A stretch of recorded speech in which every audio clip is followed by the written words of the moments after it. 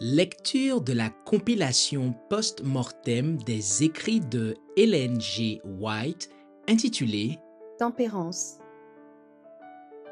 Chapitre 17. Les médicaments. L'attitude courante mais dangereuse, l'emploi de médicaments toxiques est une pratique qui engendre une multitude de maladies. Beaucoup de gens ne cherchent pas à connaître la cause réelle de leur malaise. Leur unique préoccupation est d'être soulagés de leur douleur et des inévitables incommodités qui en résultent. Pour y parvenir, ils recourent à des médicaments dont ils ne connaissent que très mal les propriétés réelles, ou s'adressent aux médecins pour avoir un remède qui neutralise l'effet de leurs erreurs. Mais ils n'ont pas le moins du monde l'idée de changer leurs mauvaises habitudes qui causent tout le mal. S'ils n'obtiennent pas d'amélioration immédiate, ils essaient un autre médicament, puis un autre encore, et le mal s'aggrave de jour en jour. Rayon de santé 276. Des médicaments à n'importe quel prix. Le malade a hâte de se sentir mieux, et ceux qui l'aiment sont impatients. Il prend un médicament. S'il ne ressent pas l'effet qu'il avait espéré à tort, il s'empresse d'aller consulter un autre médecin. Ce changement augmente souvent le mal, car il prend une série de médicaments aussi dangereux que les premiers. How to Live 190. Le triste résultat. Beaucoup de maladies chroniques sont dues à l'usage de médicaments toxiques. C'est ainsi qu'un bon nombre de vies humaines ont été fauchées, qui auraient pu être préservées grâce à des traitements naturels.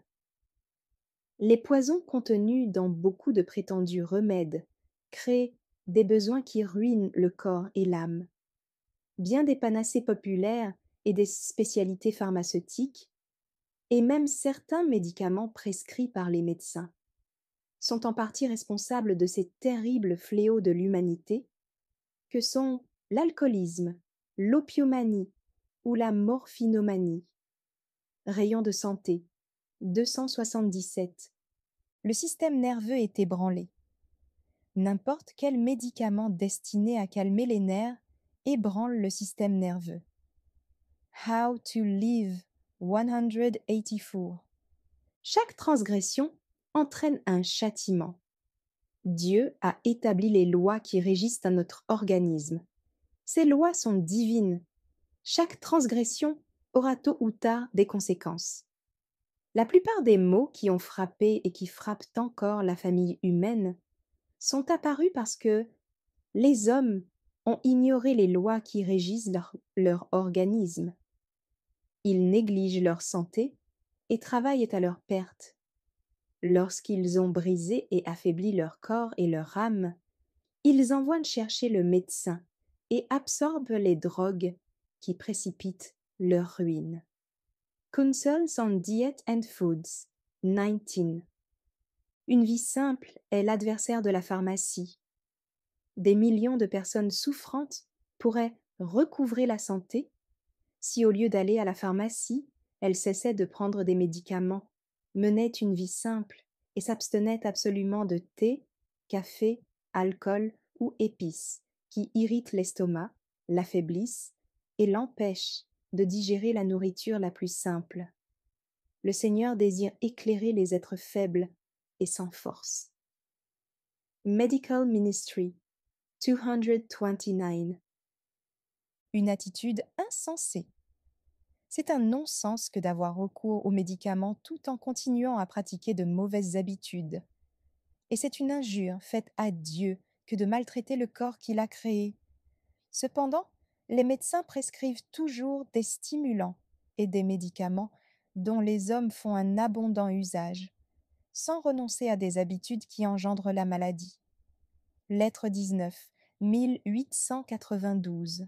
Ceux qui céderont à leur appétit, puis tenteront de soulager les souffrances causées par leur intempérance en ayant recours aux médicaments, peuvent être assurés que Dieu n'interviendra pas pour rétablir leur santé et sauver leur vie si inconsidérément mise en péril. La cause a produit l'effet. nombreux sont ceux qui, en dernier recours, se conforment aux directives de la parole de Dieu et demandent aux anciens d'Église de prier pour leur guérison. Mais Dieu ne juge pas bon de répondre à de telles prières, car il sait que si ces personnes recouvrent leur santé, elles la sacrifieront de nouveau sur l'autel d'un appétit dépravé. Spiritual Gifts 4:145. Les enfants en portent les conséquences. Le mal serait bien moindre si seuls ceux qui ont recours aux médicaments en portaient les conséquences. Mais en agissant ainsi, les parents pèchent non seulement contre eux-mêmes, mais aussi contre leurs enfants. Ils transmettent à leurs descendants l'état de corruption de leur sang, le poison qui circule dans leur organisme, leur constitution brisée et les diverses maladies qu'a entraîné l'usage des médicaments.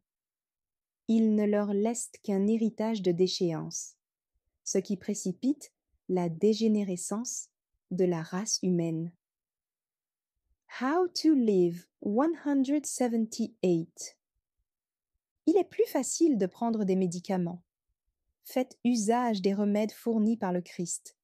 L'air pur, le soleil, l'eau sagement utilisée agissent de manière efficace pour rétablir la santé. Mais le traitement des maladies par l'eau semble trop pénible. Il est plus facile de prendre des remèdes pharmaceutiques que des remèdes naturels. Healthful Living 247. Beaucoup de parents ont recours à des médicaments plutôt qu'à des soins judicieux. The Health Reformer, septembre 1866. Mise en garde contre les produits pharmaceutiques. L'emploi des médicaments, tel qu'il est pratiqué généralement, est un fléau. Soyez sur vos gardes en ce qui concerne les médicaments. Usez-en le moins possible, mais faites confiance aux agents naturels. Alors la nature viendra en aide aux médecins de Dieu. L'air pur, l'eau naturelle, l'exercice physique et une conscience en paix. Ceux qui persistent à faire usage de thé, de café et de viande ressentiront le besoin de médicaments. Mais nombreux sont ceux qui pourraient se rétablir sans avoir recours aux médicaments, s'ils observaient les lois de la santé. Les médicaments sont rarement nécessaires. Counsels on Health 261. Le seul espoir d'améliorer cet état de choses est de faire connaître les lois de la santé. Les médecins devraient enseigner que la guérison se trouve non dans les médicaments, mais dans la nature. La maladie est l'effort de l'organisme pour rétablir un équilibre rompu par la violation des principes qui régissent notre être physique. Il faut donc premièrement en rechercher la cause, écarter les mauvaises habitudes et supprimer les conditions insalubres. Puis, on aidera la nature à éliminer les impuretés et à rétablir l'état normal de l'organisme. Rayon de santé 277. L'importance de la médecine préventive. Les médecins devraient commencer par apprendre aux personnes qui souffrent la manière d'éviter la maladie.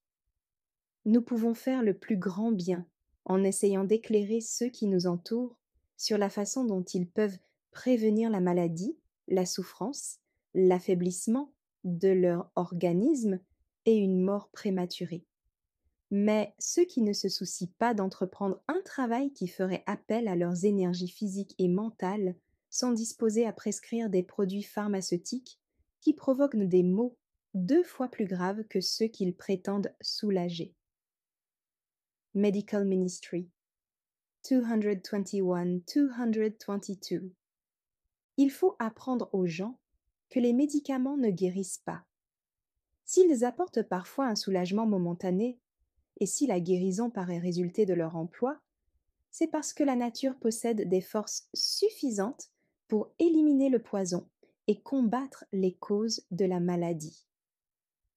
On peut dire que c'est malgré les médicaments que la santé est rétablie.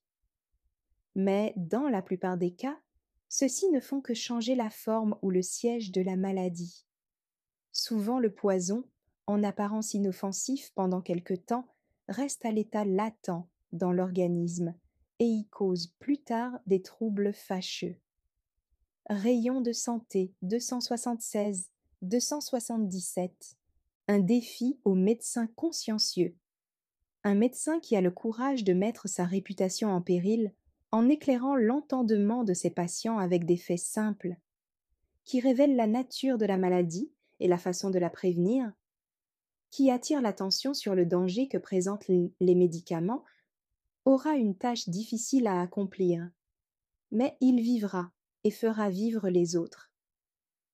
S'il est partisan de la réforme sanitaire, il parlera clairement des appétits malsains, de leur satisfaction néfaste, de la façon de préparer la nourriture, de manger, de boire, du surmenage et de son retentissement sur le caractère et les facultés physiques et morales. De sages habitudes pratiquées avec persévérance feront disparaître la cause de la maladie, et les médicaments seront inutiles. Medical Ministry 222. Il faut étudier et enseigner les lois de la médecine préventive. Il est maintenant nécessaire que les médecins favorables à la réforme dans le traitement des maladies fassent de plus grands efforts pour développer dans leur propre intérêt la médecine préventive et l'enseignent à ceux qui comptent sur l'habileté de la science médicale pour déterminer la cause de leurs maux. Ils devraient attirer l'attention de façon toute spéciale sur les lois que Dieu a établies et qui ne peuvent être violées impunément. Les médecins insistent sur l'évolution de la maladie, mais négligeant en général de parler des lois auxquelles il faut obéir pour la prévenir. Medical Ministry 223. Des médicaments nuisibles. Les serviteurs de Dieu ne devraient pas prescrire des médicaments dangereux pour l'organisme, même s'ils soulagent momentanément la douleur. Toute thérapeutique à base de poison minéral ou végétal aura une influence néfaste sur l'organisme et affectera, en particulier, le foie et les poumons.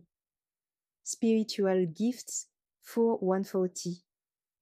La raison d'être des cliniques? Aucune substance ayant des conséquences funestes pour l'organisme ne devrait y être introduite. C'est pour faire connaître cette vérité et soigner par les moyens naturels que l'on a établi des cliniques dans diverses localités. Medical Ministry 228. Il y a des années, le Seigneur m'a révélé qu'il faudrait établir des institutions pour y soigner les malades sans avoir recours aux médicaments. L'homme est la propriété de Dieu. Le délabrement du corps humain, la souffrance produite par les germes morbides qui ont été introduits dans l'organisme offensent Dieu. Medical Ministry 229. Les malades doivent recevoir une nourriture saine. Ils doivent s'abstenir de toute boisson alcoolisée, abandonner l'usage des médicaments et suivre un traitement rationnel. On ne doit pas donner aux malades de l'alcool, du thé, du café ou des produits pharmaceutiques nocifs. L'observation de ces règles pourrait rétablir de nombreuses personnes condamnées par les médecins. Medical Ministry 228. Les médicaments ne sont que rarement nécessaires. Nombreux sont ceux qui guériraient sans prendre un seul médicament s'ils se conformaient aux lois de la santé. On a rarement besoin d'avoir recours aux médicaments. Un effort constant et suivi est nécessaire pour inaugurer et mener à bien la méthode qui consiste à soigner par les moyens naturels. Si la prière et la foi accompagnent vos efforts, vous réussirez. Votre exemple apprendra aux malades comment ils peuvent prendre soin de leur corps sans avoir recours aux drogues. Medical Ministry 259-260. Nos institutions sont basées sur le principe de la guérison grâce aux remèdes naturels. Elles rejettent presque totalement le recours aux médicaments. Ceux qui font inconsidérément usage de médicaments sans égard pour la vie et le corps humain, assume une terrible responsabilité. Nous sommes fautifs si par ignorance nous acceptons d'introduire dans notre estomac des produits chimiques au nom incompréhensible, détruisant ainsi l'œuvre de Dieu. Il est de notre devoir de refuser de telles ordonnances. Nous désirons construire une clinique où les maladies seront guéries uniquement par des remèdes naturels, où les gens apprendront la façon de se soigner. Une clinique où ils apprendront à manger modérément de la nourriture saine, à refuser les stimulants tels le thé, le café, les boissons alcoolisées et à renoncer à la chair animale. Manuscrit 44, 1896. En faveur d'un travail plus efficace. Le sujet de la réforme sanitaire n'est pas envisagé comme il le mériterait. Une nourriture simple, une abstinence totale de médicaments, lesquels fourniraient au corps la possibilité de récupérer les énergies qu'il a perdues, donnerait à nos cliniques beaucoup plus de chances de guérir les malades. Lettre 73A 1896. Apprenez aux malades à coopérer avec Dieu. Il faut enseigner aux gens que c'est un péché de détruire les énergies physiques, mentales et spirituelles. Ils doivent comprendre comment il leur est possible de coopérer avec Dieu à leur guérison. Par la foi en Christ, ils peuvent vaincre l'habitude d'utiliser des stimulants et des narcotiques nuisibles. Manuscrit 12 1900. Merci d'avoir écouté cette lecture. Si vous avez des questions ou des remarques sur le thème abordé, n'hésitez pas à les partager dans les commentaires et notre équipe ne manquera pas de les considérer. À bientôt sur lereste.org.